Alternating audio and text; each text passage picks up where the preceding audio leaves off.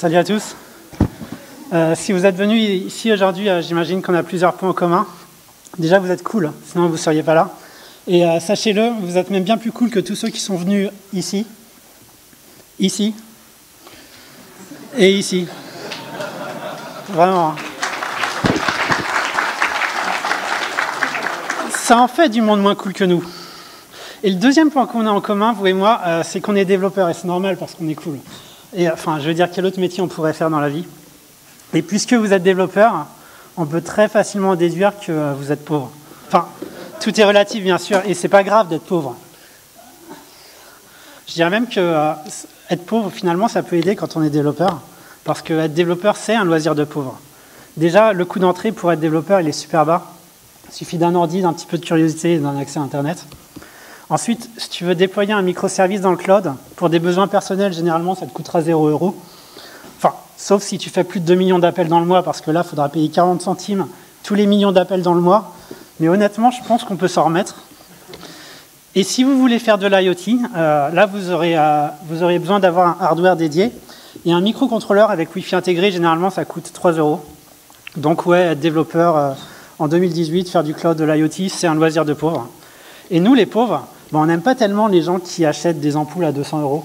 Enfin, on est bienveillants, donc on les aime bien, on est bienveillants, mais ils sont quand même un petit peu teubés parce que 200 € pour des ampoules juste pour pouvoir te la péter quand tu changes la couleur de ta chambre. Enfin, ça c'est la photo officielle sur Amazon, je précise. Bon, ils ont l'air contents d'être riches par contre. Hein. Et leur ampoule n'a même pas l'air d'être allumée. Ils sont juste contents d'être riches, c'est incroyable. Mais très important les amis, et si vous deviez retenir qu'une seule chose aujourd'hui, c'est que l'argent ne fait pas le bonheur. Vous allez voir comment ils vont rager quand on va faire des ampoules connectées pour 20 fois moins cher, et qu'en plus, on va devenir bien plus intelligent qu'eux parce qu'on aura fait tout ce système avec notre petite main sale. Mais au fait, comment elles fonctionnent leurs ampoules de riches? Alors, de ce que j'ai compris, quand les mecs parlent à leur Google Assistant et qu'ils disent un truc du genre « Ok Google, change la couleur de la chambre en doré », il y a l'assistant Google qui utilise du machine learning et tout un tas d'autres conneries par rapport au contexte pour comprendre vraiment le sens de la phrase. Et ce qu'il va faire, l'assistant Google, c'est qu'il va transformer la phrase et la transmettre de manière claire à un serveur du constructeur de l'ampoule, par exemple de chez Philips, ou n'importe quel autre constructeur. Donc, il y a, OK, Google change la couleur de la chambre en doré, il va prendre cette information et il va la transmettre de manière claire à un serveur. Et quand je dis de manière claire, c'est de manière claire pour un serveur, c'est-à-dire que ça sera du JSON, du REST, un truc normal. Donc ça sera un petit peu comme ça, OK, Google change la couleur de la chambre en doré, le Google Assistant va envoyer un message au serveur de chez Philips avec User ID 42, Color Execute, couleur dorée et Device ID 8.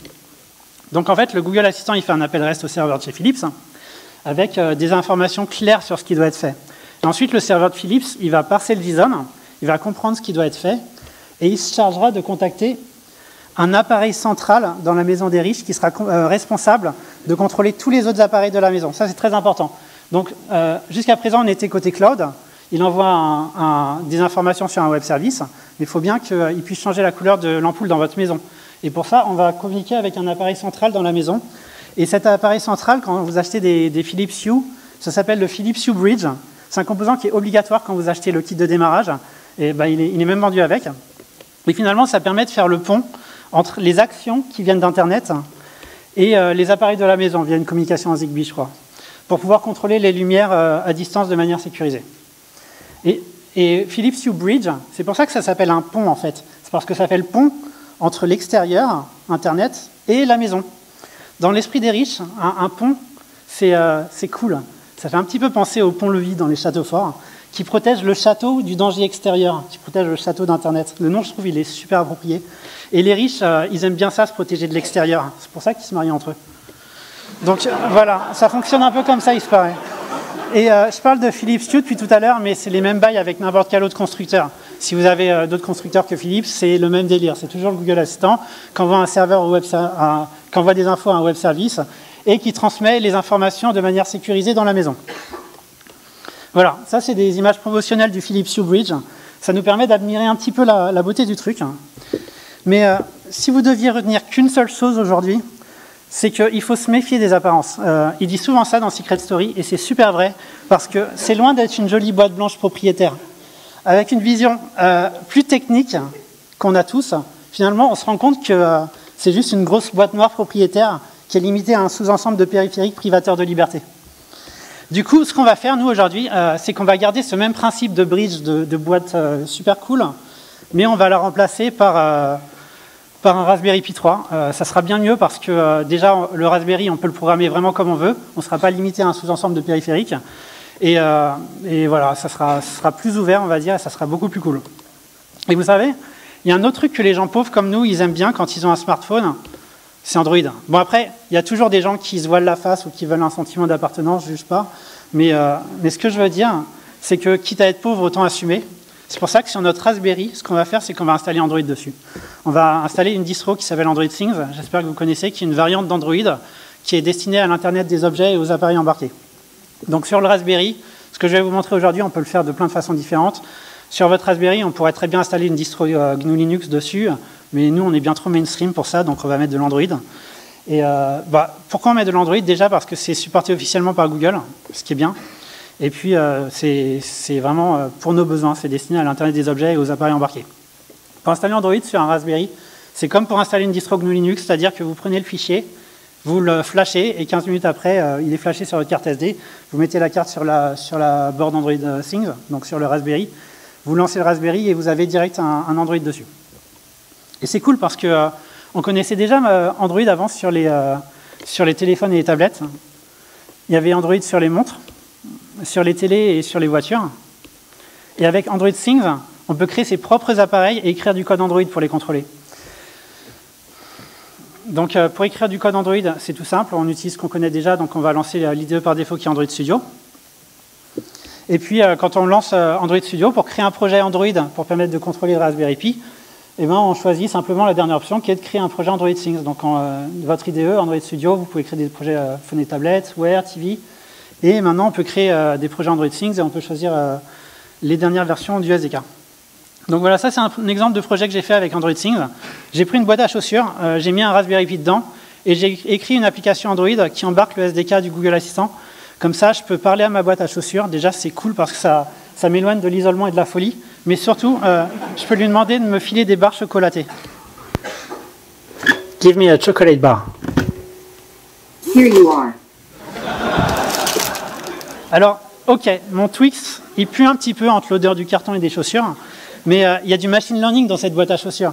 Et moi, je ne connais pas du tout l'électronique. Je suis développeur Android comme vous. Et ça m'a pris un week-end pour faire ça. Donc, vous pouvez faire la même chose. Et c'est ça qui est cool avec Android Things. C'est que c'est Android, donc c'est les mêmes SDK API qu'on connaît tous déjà. Il faut juste connaître 2-3 petits branchements en électronique qui sont faciles à connaître grâce à Internet. Mais vous pouvez très facilement avoir un résultat. Et j'espère un résultat mieux que ça. Et bon, voilà. S'il y a des gens qui ne connaissent pas Android dans la salle, ce que je trouverais bizarre, c'est cool. Voilà, c'est tout ce qu'il y a à dire. Et voilà. Et l'autre chose, c'est puisqu'il y a de l'Android sous le capot, c'est-à-dire qu'on peut faire des appareils embarqués avec du Kotlin, du ArcJava, on peut tester le tout avec du Gemini, du Mockito, c'est la folie, c'est la puissance. Gros, c'est la puissance. Et vraiment, on trouve de l'Android partout maintenant. Dans une boîte à chaussures, jusque dans la Station Spatiale Internationale. Si vous ne saviez pas, il y a de l'Android dans la Station Spatiale Internationale. Et franchement, avec un peu de recul, on dit que si Android peut être dans l'espace, il n'y a aucune raison qu'il ne puisse pas être dans notre maison de pauvres et qu'il puisse servir de pont entre le Google Assistant et les appareils de notre maison. Donc en fait, faire exactement le même délire que chez les riches, mais avec un bridge Android Things. Et ça sera plus cool parce qu'on est plus cool, tout simplement. On va recommencer tout. Bon, rappelez-vous, quand on dit OK Google, allume les lumières, on peut configurer le Google Assistant pour qu'il puisse appeler un service web, rappelez-vous. Et pour dire à Google quel service web il peut appeler, donc quelle URL il doit appeler, c'est assez simple. Il faut créer un projet Actions on Google. Actions on Google, c'est la plateforme qui permet de créer des chatbots ou des applications de domotique qui sont compatibles avec le Google Assistant. Et voilà, ces chatbots, Smart Home Apps, les projets de domotique s'appellent des Smart Home Apps. Chatbots, Smart Home Apps, c'est les deux types de projets qu'on peut faire avec Actions on Google. Et aujourd'hui, on va faire une Smart Home App. Donc, tout simple, on va sur le site d'Actions on Google, on crée un nouveau projet, et on sélectionne Smart Home App pour faire de la domotique avec l'assistant Google. Si vous vouliez faire un chatbot, il fallait cliquer sur Dialogflow. Et une fois qu'on a sélectionné de Smart Home App, là, on va nous demander quel web service l'assistant Google va devoir appeler avec les données en JSON pour qu'il puisse allumer les lumières. Donc on écrit l'adresse de notre service web, qui est l'adresse de ce serveur-là. Et vous vous en doutez, personne d'autre que Google doit avoir accès à notre service web. Vous ne voulez pas que des gens extérieurs éteignent les lumières de votre maison, même si ça ferait des économies d'énergie. Vous voulez simplement que seul Google ait accès à votre service web. Et il y a une manière très standard de faire ça, c'est d'utiliser OAuth 2. Donc le but, c'est que quand vous faites une Smart Home App, seul Google aura un token OAuth valide, donc seul lui pourra dialoguer avec votre service web, tout simplement.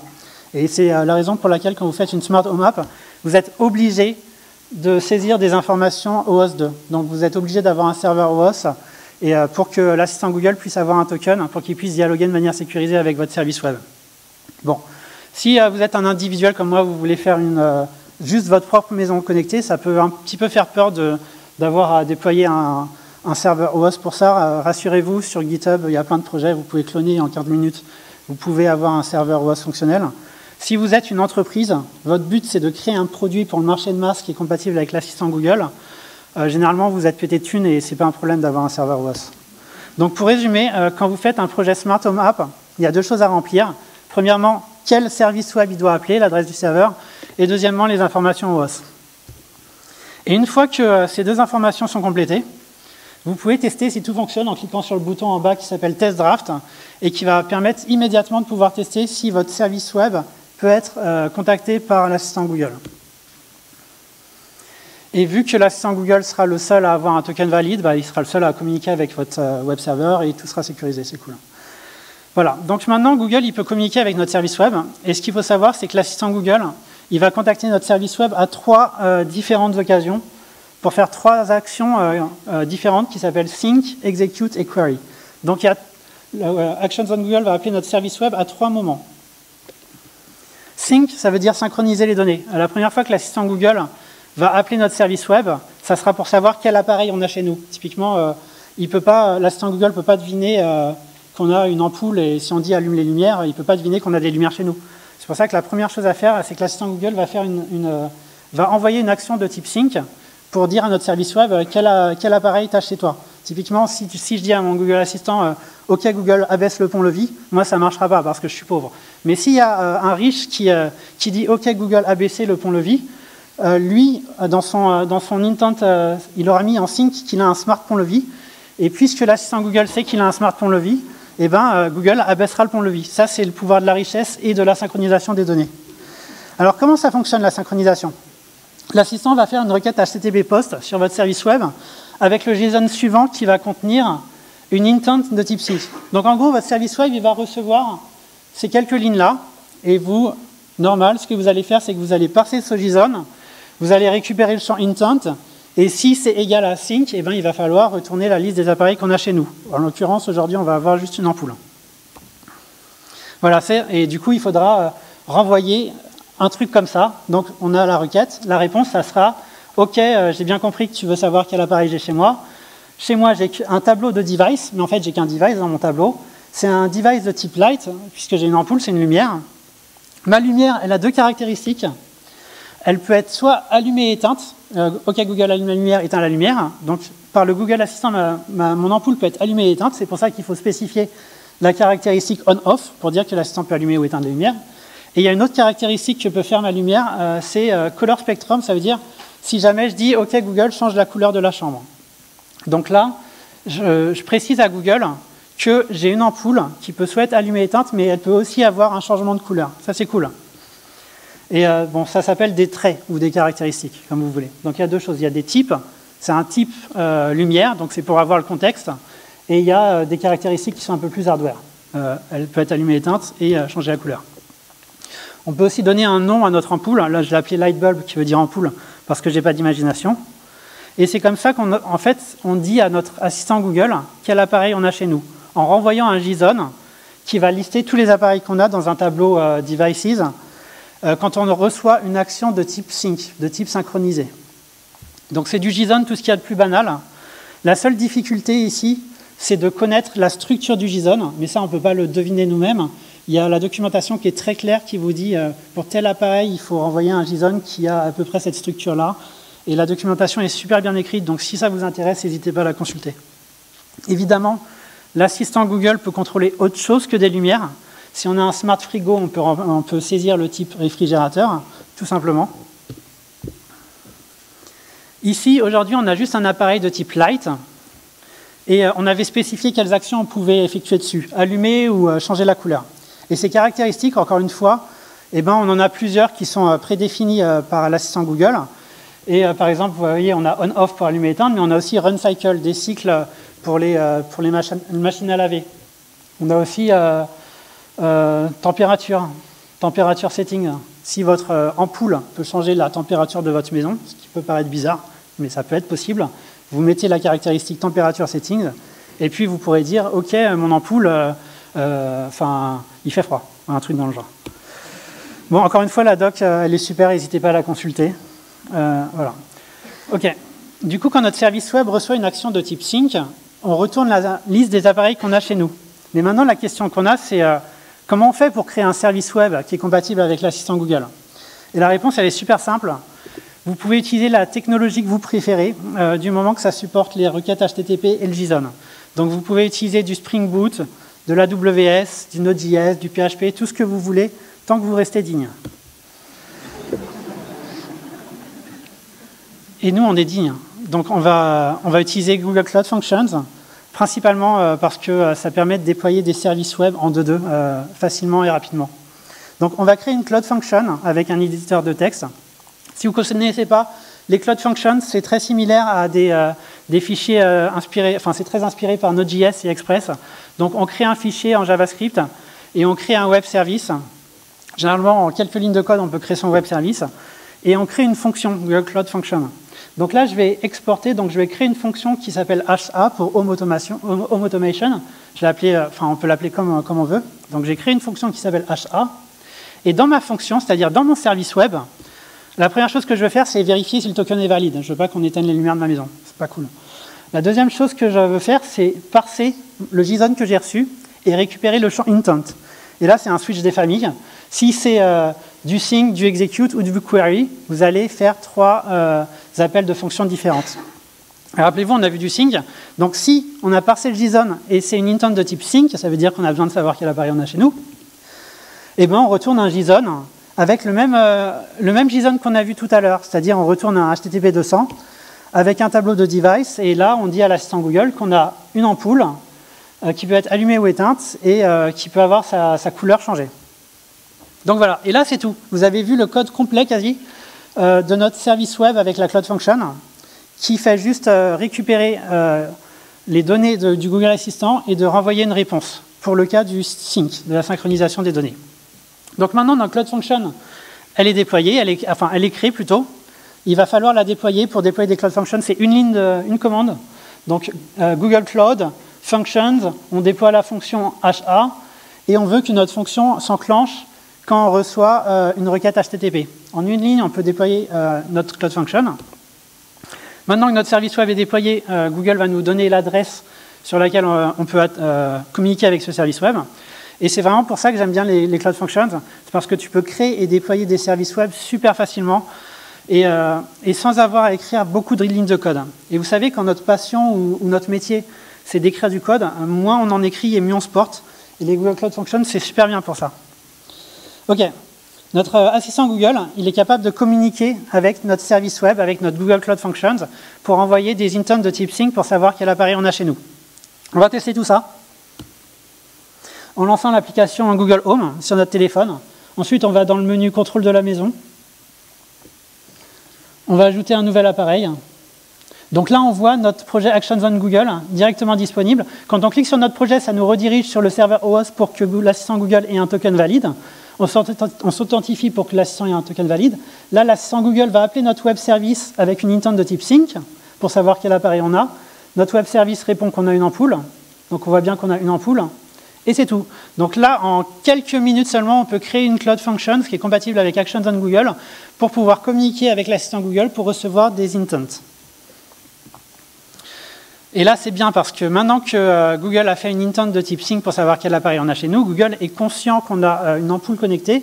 Et si je dis « OK, Google, allume la lumière », eh bien, cette fois, ça va fonctionner. Et quand on dit « allume la lumière », ça va envoyer une intent, cette fois de type execute.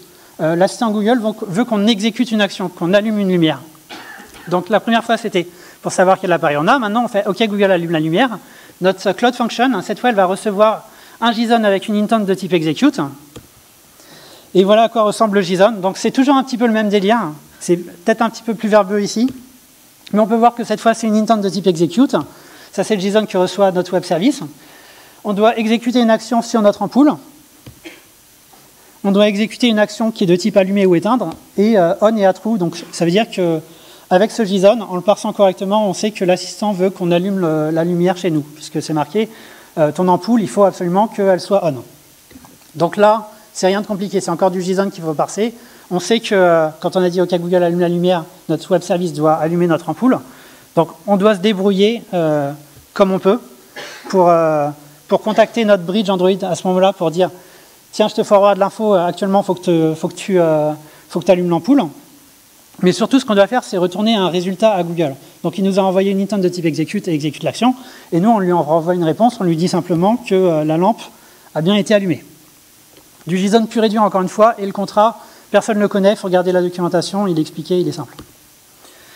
Et enfin, la dernière action qu'on peut faire avec l'assistant Google, donc la dernière action que l'assistant peut envoyer à notre service web, elle s'appelle query.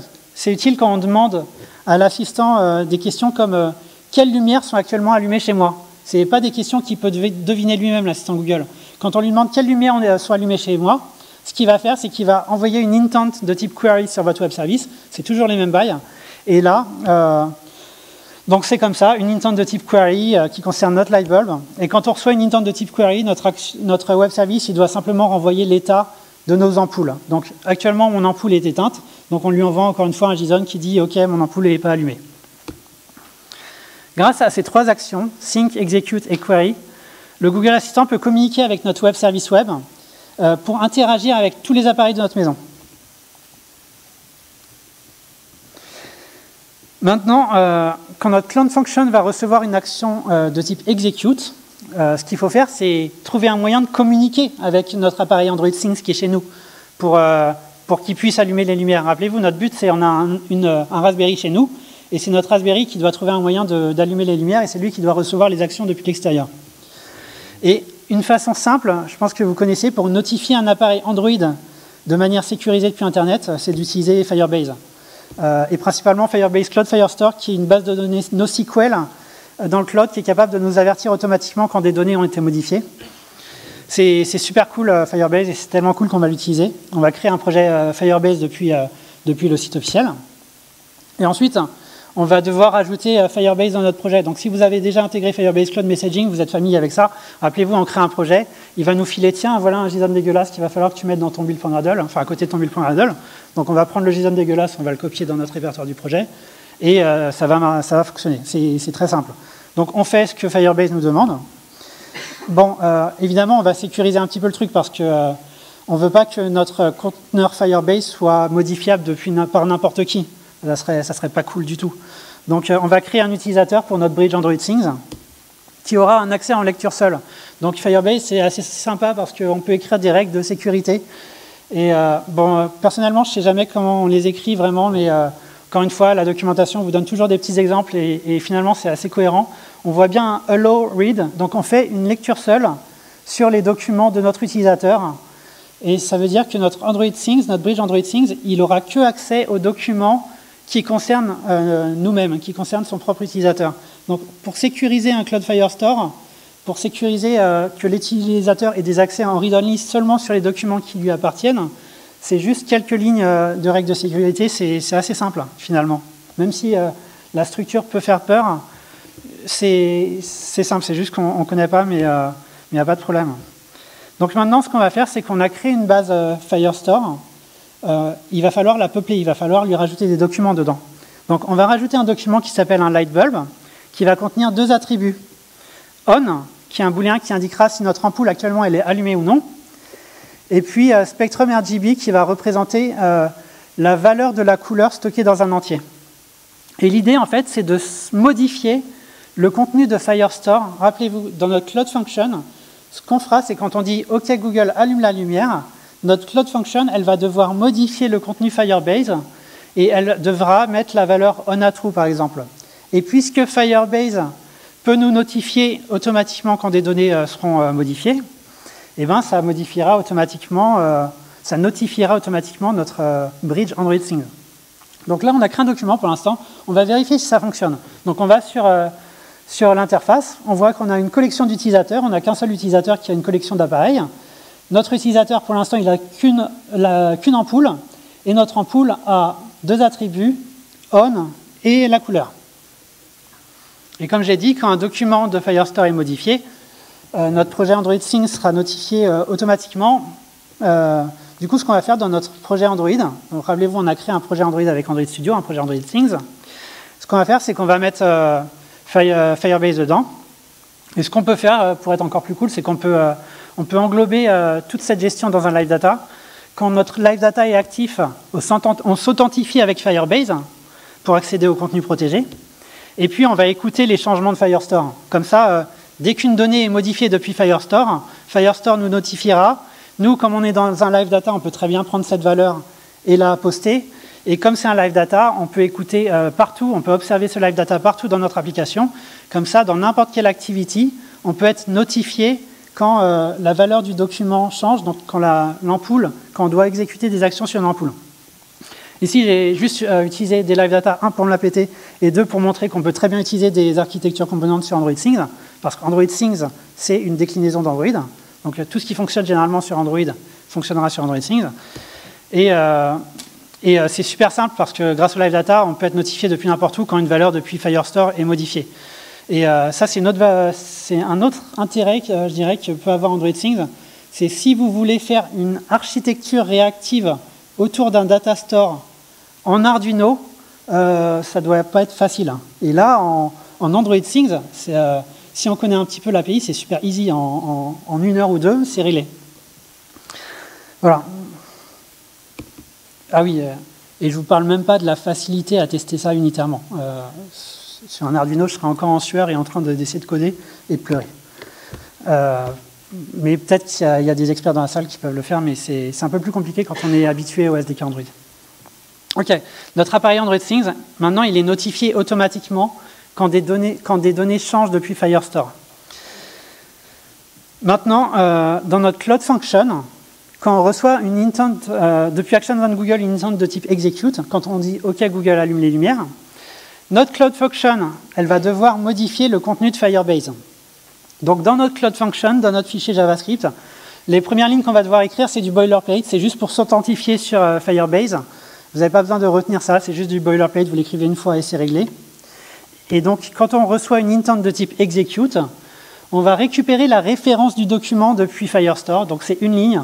On récupère une référence vers notre Firestore, on veut le document user/not-user-id qu'on a réussi à avoir grâce à notre OS token /devices/lightbulb. Et puis pour écrire une valeur sur un document, c'est encore une fois une ligne, on a la référence de notre document, et là, on met la valeur on a true et la valeur couleur à 255, qui est du bleu. Je voulais mettre du rose, mais du bleu, c'est plus facile à écrire dans un entier. Donc là, en gros, quand on fait OK Google met la lumière en bleu, notre web service, il va parser l'intent de type execute, il va savoir qu'il faut mettre la lumière en bleu, il va récupérer le document depuis Firestore et il va mettre la valeur du document à true et en bleu. OK. Et puisque Firebase a été modifié depuis notre projet Cloud Function, depuis le web service, Firebase va notifier automatiquement notre projet Actions on Google. Enfin, pardon, il va notifier automatiquement notre projet Android. Et encore une fois, une autre raison pour laquelle j'aime bien Cloud Function, c'est que vous voyez, pour écrire sur un document, récupérer une référence, etc., c'est juste quelques lignes à écrire, c'est super facile. Vous n'êtes peut-être pas familier avec l'API, mais vous pouvez voir que ça a l'air assez simple, et ça l'est. Du coup, quand on dit à Google, OK, allume les lumières, notre service web, qui est une Cloud Function, il va parser l'intent de type execute, il va dialoguer avec le service web, voilà, il va parser l'intent, il va modifier Firestore, et puisque Firestore est modifié, ça va notifier automatiquement notre bridge Android Things, de manière sécurisée. Et maintenant, notre appareil Android, ce qu'il va devoir faire, c'est trouver un moyen de communiquer avec les ampoules de la maison pour pouvoir les allumer ou les éteindre. Et voilà. C'est fini ? Non.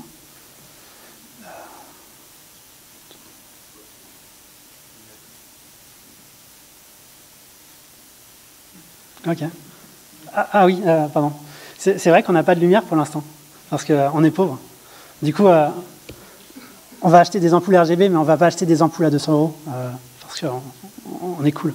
On va acheter, sur des sites chinois, on peut acheter des ampoules pour moins de 10 €, qui sont des ampoules qui peuvent être connectées en Bluetooth, avec une application toute pourrie qui est fournie avec. Donc vous achetez votre ampoule sur un site chinois, elle vous donne une application toute dégueulasse pour pouvoir changer votre ampoule. Mais nous, ça ne nous intéresse pas d'utiliser leur application toute pourrie pour changer la couleur de notre ampoule. Nous, ce qu'on veut, c'est qu'on veut acheter une ampoule et on veut pouvoir changer la couleur depuis notre appareil Android. C'est ça qu'on veut faire. Et on va devoir faire un petit peu de reverse engineering sur l'appareil, sur l'ampoule, pour comprendre comment on peut l'utiliser sans l'application cool, mais pas si cool que ça. Et la façon la plus simple, vous avez plein de façons de faire, mais la façon la plus simple pour faire du reverse engineering, pour comprendre quelles données sont envoyées pour comprendre comment communiquer avec notre ampoule, c'est de faire du man in the middle, pour capturer les paquets Bluetooth qui sont envoyés depuis l'application toute pourrie vers l'ampoule qui est toute pas chère. Et l'interception de paquets Bluetooth, elle peut se faire de plein de façons différentes. Vous pouvez utiliser un microcontrôleur, un Linux, vous pouvez faire plein de trucs. Mais sur nos appareils Android, on a une option de développeur pour ça, qui s'appelle Bluetooth HCI Snooplog. Premièrement, cette option ne veut rien dire du tout. Deuxièmement, cette option fait exactement ce qu'on veut. C'est-à-dire, elle va capturer tous les paquets Bluetooth qui proviennent du téléphone et elle va les stocker dans un fichier PCAP compatible avec Wireshark. C'est cool. Du coup, on va activer cette développeur option. Voilà, j'active Bluetooth HCI Snooplog. Je lance mon appli toute pourrie pour communiquer avec mon ampoule que j'ai acheté à moins de 10 €, pour la mettre en rouge, en vert, en bleu, en jaune et en blanc.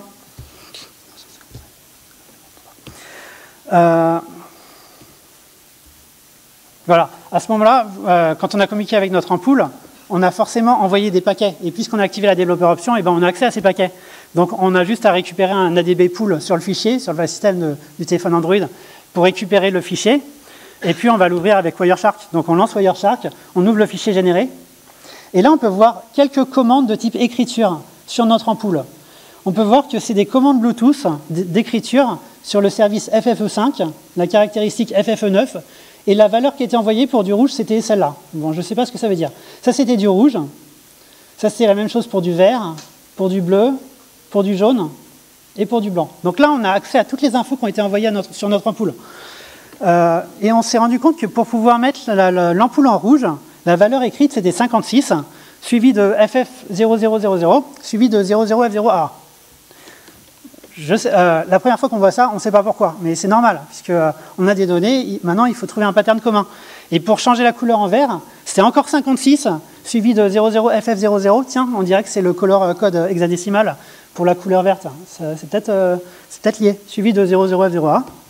Et pour du bleu, c'était le même délire, 56, machin, 00F0A. Donc là, en envoyant quelques commandes, on a vraiment vu un pattern commun.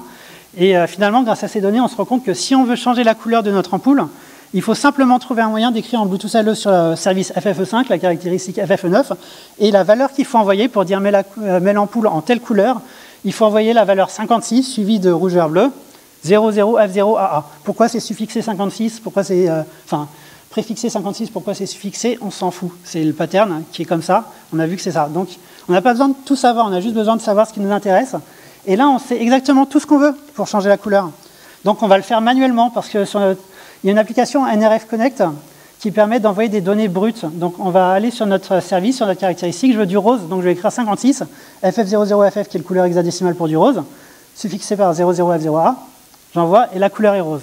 Donc là, c'est cool parce que j'ai utilisé l'application NRF Connect qui permet de communiquer avec des périphériques Bluetooth LE et envoyer des données manuellement sur notre téléphone Android. J'ai voulu tester pour savoir si j'avais bien compris comment ça fonctionnait. Et ça fonctionne, c'est rose, c'est cool. Maintenant, on a reverse engineeré notre ampoule. On n'a plus qu'à écrire une méthode Android. Et la première chose qu'on va faire, c'est qu'on va prendre une couleur de type Android et on va la convertir dans un byte array compatible avec notre ampoule. C'est super simple, on a notre couleur qui est dans un entier, color.red, color.grid, color.blue pour récupérer la valeur rouge, vert, bleu. On crée un byte array qui commence par 56, rouge, vert, bleu, 00F0A. Easy. Ensuite, on crée une autre méthode, et là, il faut connaître les API Bluetooth LE d'Android, et les API Bluetooth LE d'Android sont les mêmes que les API Bluetooth LE d'Android Things. Android Things, variante d'Android.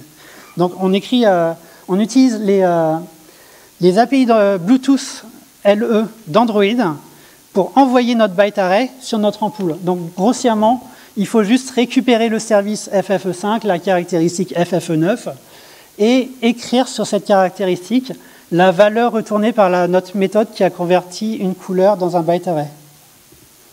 Et maintenant, notre activité Android, puisqu'on a un live data super cool, elle peut l'observer, ce live data, et quand Firebase est modifié, Firebase va automatiquement notifier notre application Android. Puisque Firebase est englobé dans un live data, on va poster la valeur. Et dans notre activité, on va observer ce live data. Si le device qui a été modifié, si le document qui a été modifié, c'est notre ampoule, eh ben, on va simplement récupérer les valeurs et les forwarder dans notre fonction qui va appeler l'ampoule avec du code Bluetooth LE grâce aux données qu'on a reverse engineerées auparavant. Donc on va essayer, déjà en changeant depuis l'interface de Firestore, on va modifier les valeurs manuellement. On va mettre on à true ou false, machin, pour voir si Firebase notifie automatiquement notre bridge Android Things et s'il envoie bien les paquets. Donc on va tester ça.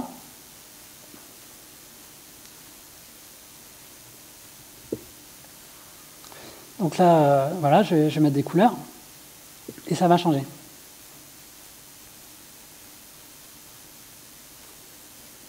Notre appareil Android Things, il est notifié immédiatement quand une valeur change.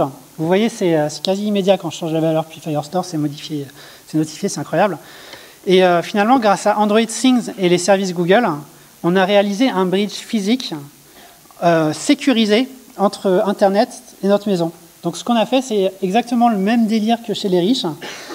Et vous savez, le truc Philips Hue, machin, qui est super cool, soit dit en passant, mais qui est construit par des professionnels, plusieurs personnes pendant des années, avec des sommes astronomiques. Vous pouvez faire la même chose en un week-end, tout aussi bien pour vos besoins, et moins cher, évidemment. Donc tout est en place, on peut tester le résultat final.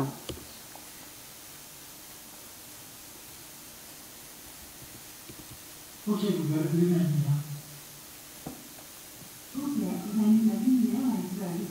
Ok, Google, mets la lumière en magenta.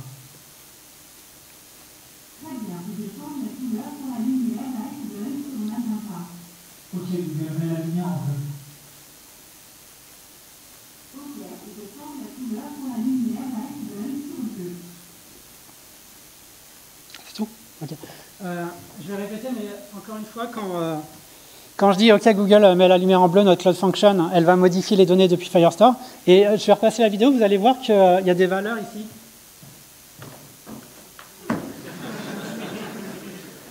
Donc ces valeurs-là, vous allez voir qu'elles sont modifiées automatiquement. Quand je dis met la lumière en bleu, ça va être modifié automatiquement et ça va renotifier. Ok, Google, mets la lumière. Donc là, ça va mettre on à true. C'est cool Firebase, non? Oh, et bien sûr, vous n'avez pas besoin d'un Google Home pour faire tout ça. On peut contrôler ces appareils depuis n'importe quel assistant Google, par exemple celui qui est déjà sur votre téléphone. Et vu que toute l'intelligence de compréhension de la langue, elle est gérée nativement par Google, vous savez, quand on dit allume les lumières, il comprend le délire, il comprend qu'on parle français, il convertit tout dans un JSON des familles. Ben, vu que tout est fait côté Google, eh ben, vous gérez différentes langues comme le japonais, comme vous pouvez voir ici. Si vous ne savez pas lire le japonais, faites-moi confiance, moi non plus, mais ça gère différentes langues. Et c'est tout pour aujourd'hui. Attendez, partez pas. Notre bridge, il tourne sur Android, c'est ça? Et on est des développeurs, donc on peut contrôler n'importe quel appareil. On n'est pas limité à un sous-ensemble de périphériques, puisque toute la logique qu'on a faite avec Firebase Cloud Function, ça peut s'appliquer à n'importe quel appareil finalement. Par exemple, on a une lampe 3D, ça serait cool de la rendre compatible avec l'assistant Google. Et ça serait cool aussi de pouvoir contrôler ce ventilateur depuis n'importe où. En gros, bidouiller tous les appareils qu'on a chez nous. Donc déjà, rappelez-vous, on a tout Firestore qui est déjà en place. Donc on a juste à faire deux choses, c'est ajouter deux documents dans notre Firestore, un pour le ventilateur et un pour notre lampe 3D. On a 3 appareils maintenant, temps de réalisation 5 minutes. Pour contrôler un ventilateur depuis Android Things, on peut le connecter à un module relais pour l'allumer et l'éteindre automatiquement. Et utiliser les API GPIO d'Android Things, parce qu'Android Things c'est une variante d'Android, mais ça permet aussi de dialoguer avec des périphériques externes en utilisant des interfaces standards de communication comme SPI, I2C, UART, etc. C'est des noms compliqués pour dire que c'est juste des interfaces de lecture-écriture sur des appareils. Et c'est des interfaces standards. Et une des interfaces les plus simples, c'est l'interface GPIO, qui est globalement un booléen, true ou false, pour envoyer une valeur. Et nous, ce qui nous intéresse, c'est d'allumer ou d'éteindre notre ventilateur. Donc on a un ventilateur, on a branché à un module relais. Et ce module relais, quand on met la valeur à true, ça va l'allumer. Quand on met à false, ça va l'éteindre. Android Things a des API exprès pour communiquer avec tous les appareils qu'on peut brancher sur un Raspberry avec des câbles. Mais vous savez, couper les fils électriques, manipuler l'électricité, c'est un petit peu dangereux. Du coup, on va peut-être oublier l'idée du module relais, parce qu'on peut... c'est dangereux. Et à la place, on va acheter des prises électriques activables à distance à l'aide d'une télécommande à ondes radio. Techniquement, c'est la même chose. C'est une jolie boîte. À l'intérieur, il y a un module relais qui fait le même délire, allumer ou éteindre le courant. Donc c'est techniquement la même chose, sauf que c'est safe puisqu'on l'achète, ça fonctionne. Et nous, on a juste appuyé sur une télécommande, je pense que c'est assez safe. Et des ondes radio, des ondes Bluetooth, des ondes radio, c'est le même délire. Et tout à l'heure, on a reverse engineeré des ondes Bluetooth en se mettant au milieu, en écoutant. On peut faire pareil avec des ondes radio.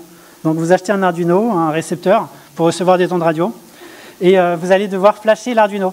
Alors flasher l'Arduino, ça veut dire écrire du code pour recevoir les ondes radio. Rassurez-vous, je ne sais pas faire ça, mais sur Internet, la communauté Arduino, elle est tellement bien que vous avez tout déjà disponible. Donc vous écrivez le nom du composant, j'ai un récepteur ondes radio, vous mettez ça, et il y a plein de gens qui ont écrit du code que vous pouvez directement mettre sur votre Arduino, et du coup, vous branchez comme c'est marqué sur Internet, et puis quand vous appuyez sur un bouton, l'Arduino va vous dire, OK, le bouton que tu as appuyé, ça correspond à cette valeur-là.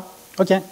Et vu qu'on a acheté un émetteur, donc ça c'était notre récepteur, vu qu'on a acheté un émetteur, notre émetteur, on a juste à prendre cette valeur, l'envoyer, et il va émettre cette valeur, et donc il va émettre l'onde radio qui correspond à ça pour allumer ou éteindre notre prise électrique. Du coup, on va connecter notre Arduino qu'on a flashé à notre board Android Things. Là, encore une fois, j'ai voulu me la péter, j'ai mis des câbles, mais on peut très bien le brancher juste avec un câble USB, et vous avez des interfaces de communication comme UART qui permet de communiquer avec un Arduino juste en le branchant sur l'USB de votre board Android Things. Donc, vous pouvez brancher un Arduino en USB sur votre Raspberry et communiquer via Serial, via l'interface Serial. C'est très facile. Et on va utiliser donc l'API UART pour communiquer avec l'Arduino. Et ce qu'on veut faire grossièrement, c'est envoyer la valeur 1 pour dire à l'Arduino, envoie des ondes radio pour dire allume-toi, et envoyer la valeur 0 pour dire éteins-toi. Donc, on va faire la même chose avec notre lampe 3D.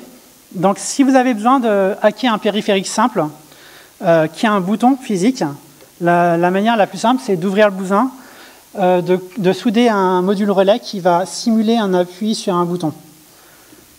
C'est assez simple, et c'est dans l'ancien temps, rappelez-vous, c'est comme ça finalement qu'on piratait des anciennes consoles de jeu, en rajoutant des puces qui faisaient un pont entre les deux et en envoyant des données différentes. Et on peut très bien faire ça, c'est très facile, il suffit juste de connaître un petit peu Arduino. Mais évidemment, on est bien trop mainstream pour ouvrir un truc, fait de l'Android. Donc évidemment, on n'a pas envie de se faire chier avec des soudures. Donc ce que j'ai fait, c'est que j'ai acheté une lampe 3D qui se contrôle en infrarouge. Et puisque c'est de l'infrarouge, on peut intercepter les données. C'est toujours le même délire. Du coup, on achète un intercepteur infrarouge, un Arduino. On fait le même délire. On va directement sur l'exemple d'Arduino qui va nous donner le dump de l'infrarouge. C'est directement dans la librairie, il n'y a même pas besoin de chercher sur Internet. On appuie sur notre télécommande. On a un dump qui est vraiment très bizarre, qu'on comprend encore moins que tout à l'heure, mais on va prendre ce dump et on va encore une fois forwarder cette information. Mais le problème de l'infrarouge, c'est que c'est une technologie petite distance. Typiquement, si ma board Android est dans la salle de bain, ce que je ne conseille peut-être pas, et mon ampoule infrarouge aussi, et que mon Google Home est dans le salon, si je dis OK Google allume la lumière, enfin, si mon Android Things est dans le salon, il ne va pas pouvoir envoyer des infos aussi loin. Donc ce qu'on va faire, c'est qu'on va prendre un ESP8266, qui est un microcontrôleur qui coûte 3, 4, 5 euros, ça dépend des sites. Là, ça se programme exactement comme un Arduino, mais ça a une stack Wi-Fi en plus. C'est cool, parce qu'on peut hoster un serveur HTTP dessus, sur le réseau local. Donc on branche une LED pour envoyer les données, on programme comme un Arduino avec le même code, et il hoste un serveur HTTP sur le réseau local uniquement. Quand il reçoit des requêtes, il va envoyer le signal infrarouge ou pas, il sera à côté de l'ampoule. On utilise Retrofit ou OKHTTP pour juste envoyer depuis notre code Android pour communiquer avec notre microcontrôleur. Et voilà le résultat final une fois que tout est en place. Ok Google, mets la lumière 3D en bleu. Ok, je change la couleur pour la lumière dans 3D sur bleu. Ok Google, éteins le ventilateur. Très bien, j'arrête l'appareil ventilateur. Ok Google, mets la lumière principale en rouge. Ok, je change la couleur pour la lumière principale sur rouge. Ok Google, éteins toutes les lumières. Très bien, j'arrête deux lumières. Alors déjà, ce qu'on peut voir, c'est que c'est instantané. Deuxièmement, quand je fais OK Google allume les lumières, donc le Raspberry, qui est un Raspberry normal, je l'ai juste mis dans un package vert pour faire joli, mais c'est un Raspberry normal, il va envoyer du Bluetooth sur notre ampoule. Quand je dis allume le ventilateur, il va communiquer en USB sur l'Arduino. L'Arduino a un émetteur en radio qui va communiquer avec la prise électrique. Et quand je dis change la couleur de la lampe, il envoie une requête à publier avec les copies sur le microcontrôleur qui est sur la breadboard, qui envoie un signal infrarouge. Ça peut paraître bizarre, mais c'est facile à faire si vous voulez faire tout vous-même. Alors, ce qu'il faut retenir aujourd'hui, ce qu'il faut retenir d'intéressant, c'est que Actions on Google, ça fonctionne bien pour la domotique, et on peut transformer n'importe quel appareil qu'on a chez nous pour le transformer, pour le rendre compatible avec l'assistant Google. C'est top si vous êtes un individuel, vous voulez juste rendre votre maison connectée, ça c'est génial, mais c'est aussi très bien si vous êtes une entreprise, vous voulez déployer un produit sur le marché de masse, vous avez créé votre propre ampoule et vous voulez la rendre compatible avec l'assistant Google, vous allez devoir faire exactement la même chose que vous avez vu aujourd'hui. Donc c'est pour individuels, mais aussi pour les compagnies. Android Things, ça simplifie grave la construction d'appareils IoT embarqués. Vous avez vu, pour pouvoir faire des abstractions réactives sur un data store, machin, tester avec du JUnit, etc. Vous pouvez faire ça en 1 jour, 2 jours. Ça simplifie énormément la construction d'appareils IoT. Et c'est compatible avec presque tous les services Google, comme Firebase, et presque toutes les API d'Android, comme Bluetooth LE. Je vous encourage fortement à tester Android Things si ce n'est pas déjà fait. Écrivez vos propres appareils. Faire son propre mécanisme de domotique, c'est cool. Ça peut être un pet project pour vous pour le week-end, parce que ça va vous permettre de toucher à de l'Android que vous connaissez déjà, à de l'Android Things que vous connaissez déjà mais vous ne le savez pas encore, puisque c'est la même chose. Ça vous permet de toucher à du cloud, à de l'IoT. Ça peut vite fait gagner plein de trucs. Donc vous gagnez plein de compétences, c'est super cool. Et le talk aujourd'hui, il était peut-être un petit peu rapide, c'était une overview, mais si vous voulez faire tout ça à votre propre rythme, ça peut vous prendre un week-end, au pire 2, donc ça peut être raisonnable. Et vous allez prendre un week-end, mais vous allez apprendre tellement de choses cool que finalement, ça ne sera pas du temps perdu, finalement, ce sera pour la culture. Toutes ces technos sont évidemment cool, individuellement ou combinées. Si vous voulez plus d'informations sur Android Things, je vous invite à aller sur YouTube. Il y a un talk qui s'appelle « Utiliser Android Things pour détecter et exterminer les reptiliens ».